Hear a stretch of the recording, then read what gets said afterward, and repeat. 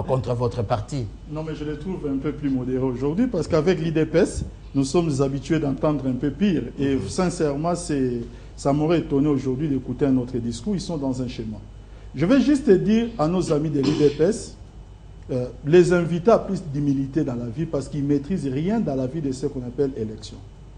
Dans la vie, lorsqu'on débarque pour la première fois et pour la toute première fois dans l'organisation d'un scrutin, on essaie de se montrer humble. Vous avez existé depuis 30 ans. Aujourd'hui, je pense 31 ans, et vous ne connaissez rien des élections. Vous débarquez en 2011 et on vous a tout appris. Soyez des bons élèves pour 2016. Si vous n'êtes pas des bons élèves pour 2016, vous irez en 2016 avec les mêmes erreurs commises en 2011. Vous n'arrivez pas à émouvoir les gens. Vous n'arriverez pas. Les chefs d'État sur la région, ils ont parlé des Congolais, ça fait allusion à vos péripéties. Ils sont bien entendus, ils ont des services qui sont au courant de ce que vous faites chez vous. Mais on sait que ce que vous faites là-bas, ce sont des enfantillages des enfants dans une cour de récréation. Vous nous avez plusieurs fois dit que vous bloquerez les pays. Les pays continuent à avancer. En 2006, vous avez fait le choix... Vous répondez à l'UDPS. Je réponds un peu à l'UDPS qui est en face de moi. Ils ont fait le choix en 2006. Il répond à l'UDPS ou bien il répond aux journalistes? C'est le journaliste qui a posé la question fondamentale. Répondez aux journalistes par l'UDPS. Quand vous parlez, je pense que j'ai au moins le loisir de vous suivre, malgré tous les... vous essayez de présenter un tableau assez sombre du régime, je vous écoute, j'ai au moins cette délicatesse. Faites la même chose. Et si vous n'êtes pas habitué au débat, nous sommes encore disposés pour vous apprendre. Pas des attaques personnelles. On peut aussi leur apprendre, comme on leur a appris un certain nombre de choses, on peut aussi leur apprendre la culture des débats. C'est important qu'ils intègrent ça dans l'IDPS. Je veux seulement dire que vous nous avez dit que le 30 juin 2005 à minuit, tout s'arrête. Rien ne s'est arrêté. Vous avez boycotté l'ordre électoral en 2006. Même la Constitution, vous n'avez pas voulu les ratifier. Les pays en 2006, c'était mieux sans vous. Vous faites le choix maintenant de vous repentir pour revenir en 2011. Venez comme des enfants qui viennent apprendre. Ne venez pas pour donner la leçon de morale aux gens. Parce que je veux vous dire une chose. Parce que je veux vous dire une chose.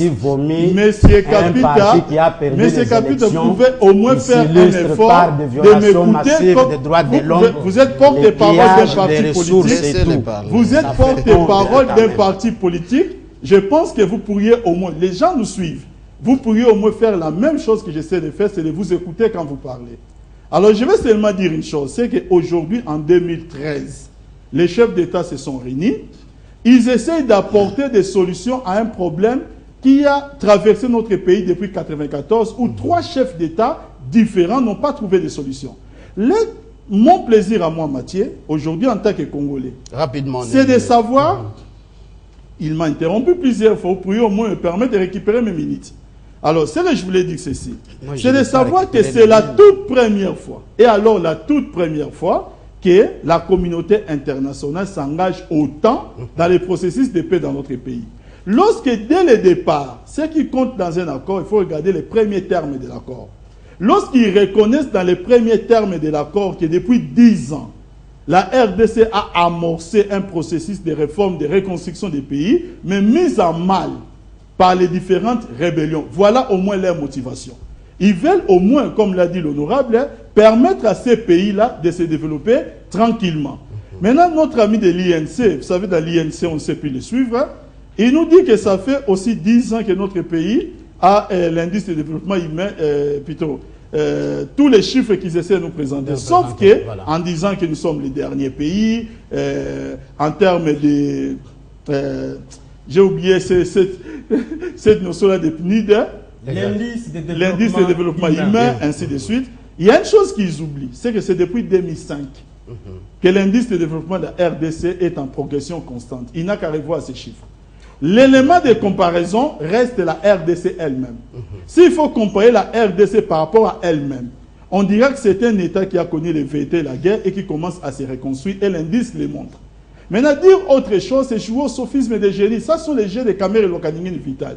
Les messieurs, aujourd'hui, il n'y a qu'à suivre ces interventions pour comprendre que la seule chose qui l'intéresserait, ça serait la réforme des institutions, non pas seulement le contenu de l'accord, mais ce qui l'intéresse, c'est de savoir comment je vais me retrouver à gérer le pays, bien que n'ayant obtenu que 8%. Mais je vais vous dire, chers amis, c'est pas peu 8% pour finir, quand même. Tout de même. attendez, 8%, il faut être humble. Parce qu'il y a quelqu'un qui a obtenu 48,95% et que les Congolais ont voté. On ne doit pas venir avec ces 8% dans les bagages, faire des leçons de morale à celui à qui les Congolais ont accordé 88,15%. C'est mal à propos, c'est disproportionné. Et ce n'est pas comme ça que je conçois la politique. J'invite des amis à l'humilité, qui reconnaissent qu'ils ont en face de quelqu'un qui gère ces pays depuis 2001. Cette personne a traversé des zones de turbulence. Deuxième thématique. Personne ne sait. Personne ne sait si vous serez en mesure de traverser. Monsieur Papi Tamba, une réaction de l'UNC. Oui, j'aimerais réagir pour recadrer certains propos graves. Lorsque mon ami et frère Papi Tamba dit que Vital Kamerhe cherche le poste, je voulais vous tranquilliser. Ceux qui cherchent le poste sont à la majorité. Vous vous entremangez entre vous, Bochab et Minakou, aux yeux des Congolais. J'aimerais rectifier des choses. Nous n'avons jamais voulu occuper un poste sous Joseph Kabila. En tout cas, croyez-moi, jusqu'en 2016, ça ne sera jamais dans notre agenda parce que nous ne pouvons pas participer à un gouvernement faillible. Ce que nous cherchons, nous, c'est la volonté. On reste dans le cadre du débat.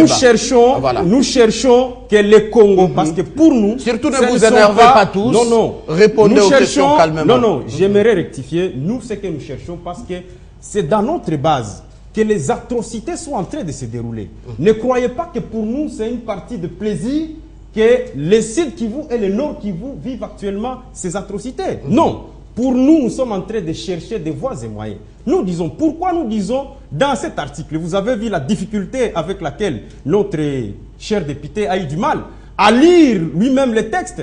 Quand on parle à l'astérix 5, on dit promouvoir la réforme structurelle des institutions de l'État et des finances publiques et des finances. Mais ce n'est pas une obligation, ce n'est qu'une recommandation. C'est une obligation, pourquoi? Parce que notre président de la République, Joseph Kabila, a apposé sa signature dans un document où on lui demande de réformer sur le plan structurel. Ça veut dire en termes clairs, pour ceux qui ont fait un peu de droit constitutionnel, ils savent très bien qu'on demande la réforme de l'architecture institutionnelle de notre pays. Ça veut dire en termes clairs, si on peut aller loin, il faut convoquer la constituante pour qu'on commence à débattre sur la réforme des fautes en compte de nos institutions. C'est Joseph Kabila qui a apposé sa signature, ce n'est pas Vital Kamerhe, s'il vous plaît.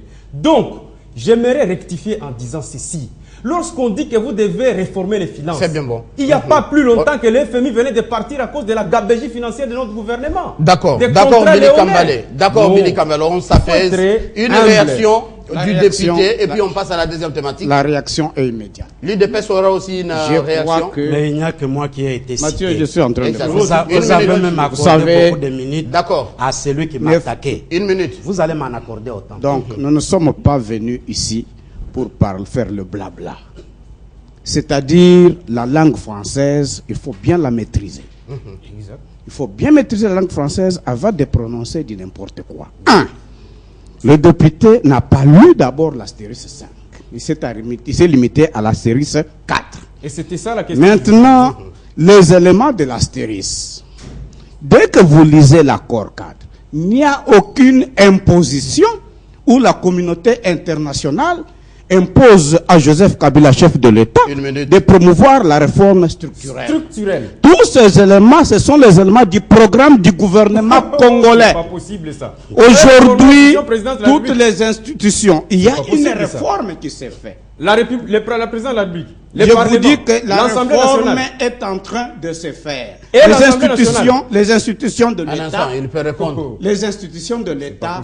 Voilà pourquoi je vais répondre à ce que Papi Tamba a dit. Ce qui vous anime, c'est quoi? Pourquoi sommes-nous en dehors des institutions? Voilà l'esprit que vous avez. Nous ne serons jamais. Voilà pourquoi vous êtes en train de vous battre pour entrer dans les 3 institutions. C'est ça la guerre. Jamais. Qui ne veut pas dire son nom. Et là, nous vous disons ceci. Nous devons arrêter la comédie. Arrêter la comédie, ça veut dire quoi? Sont où? Ça veut dire, nous avons opté dans ce pays pour la démocratie. C'est-à-dire, c'est le peuple et le peuple congolais qui est le détenteur du pouvoir. Exactement. Et qui remet le pouvoir à qui il veut. Donc, vous leur fixez le rendez-vous en 2016. Je leur dis ceci. Tous ceux qui parlent aujourd'hui ont déjà été au pouvoir. Ils ont montré de quoi ils ont été capables. Le peuple congolais a découvert qu'ils ne valaient rien. Pas puisque s'ils étaient meilleure Assemblée nationale, je vous dis, aux élections, on n'aurait plus de pourcentage. On n'aurait plus de voix. Je suis prêt. Tamba vous a donné 8%. La réaction moi, aussi de dans mon l'UDPS. je peux vous dire que Kamere a eu 23 voix. 23 voix. 23 voix par rapport au pourcentage, ça ne représente rien. C'est pour dire, ça ne sert à rien de faire du bruit. Autant mieux rester calme, se concentrer, se mettre ensemble avec tout le monde, chercher la volonté du peuple pour qu'en 2016, que le peuple ait pitié de vous et vous remettre le pouvoir. Vous allez faire du bruit comme vous voulez. Le peuple vous a déjà découvert que vous ne valez rien. Vous n'allez pas conduire le pays. C'est tout à fait normal que les gens se calment. Monsieur le porte-parole de l'UDPS. Je n'ai pas de réaction aussi violente que les amis peuvent l'attendre. Mais le peuple congolais sait que le PPRD, ce n'est pas une école. En tout cas, pas une école à laquelle l'UDPS irait. L'école des tricheries, l'école des assassinats, l'école de magouilles, ne déplacez pas les l'école langages, de mensonges. Je m'excuse beaucoup, c'est très profond ce qu'il a dit. Répondez plutôt à la question. Que nous allons étudier chez eux avec tous les fléaux qu'ils développent au pays. De deux, non, cet accord est clair.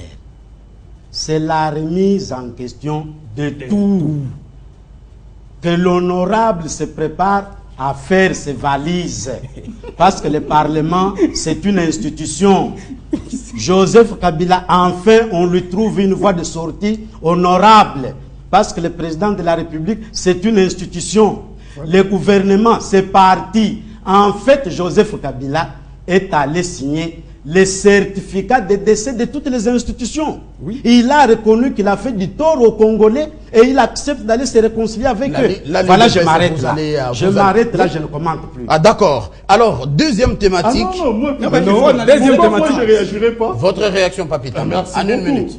Équilibre de la parole. Merci beaucoup. Chers amis, quelquefois ne dirais pas interloqué, mais frustré. Pas plus tard que 72 heures, Jacques-Mé Chabani, votre ancien secrétaire général, il pose sur les plateaux il fait sa propre autopsie de la gestion de l'IDPS. Et il dit ceci, en filigrane, que si l'IDPS doit prétendre un jour aux responsabilités, l'IDPS doit savoir comment gérer les choses actuellement au sein de son parti et revoir un certain nombre de choses. C'est Jacques-Mé Chabani qui l'a dit. Voilà au moins la remise en cause. Quel bilan pourriez-vous faire aujourd'hui de l'IDPS? Que pourriez-vous nous dire? Que vous êtes des spécialistes en ville morte? Que vous êtes des spécialistes de vous retirer de toute étape de négociation? Au moins, nous ne sommes pas spécialistes des massacres. Nous ne sommes pas spécialistes du pillage. Nous ne sommes pas spécialistes de la faillite du pays. Voilà. Quand vous parlez, je dis que j'ai la délicatesse et la gentillesse de vous écouter. Mais vous débitez de conneries. Vous débitez de conneries. Vous ratez l'occasion de vous taire. Laissez-moi au moins débiter mes conneries et vous aurez le temps de réagir. Non, je ne Mais le peuple apprécierait. Le peuple appréciera.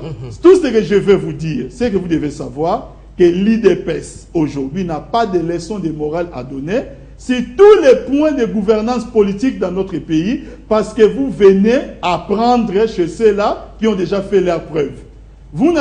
Avez-vous déjà pu obtenir plus de 150 députés dans votre carrière politique pour aujourd'hui donner des leçons de morale au PPRD?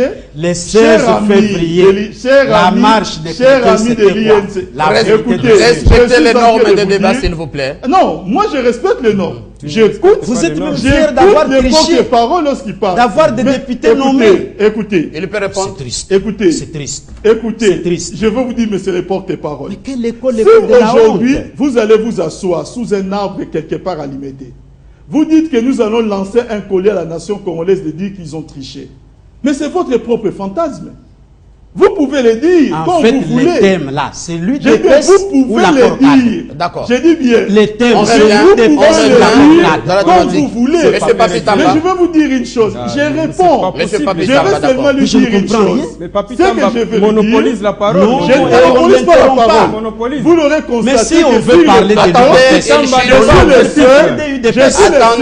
sujet et personne ne veut me laisser parler. Rapidement. Je vous j'écoute tranquillement quand vous parlez. Non. On se calme. Pourquoi vous ne ferez pas la même chose? On se calme. Monsieur Papi Tamba, d'accord. Deuxième sujet. Deuxième sujet.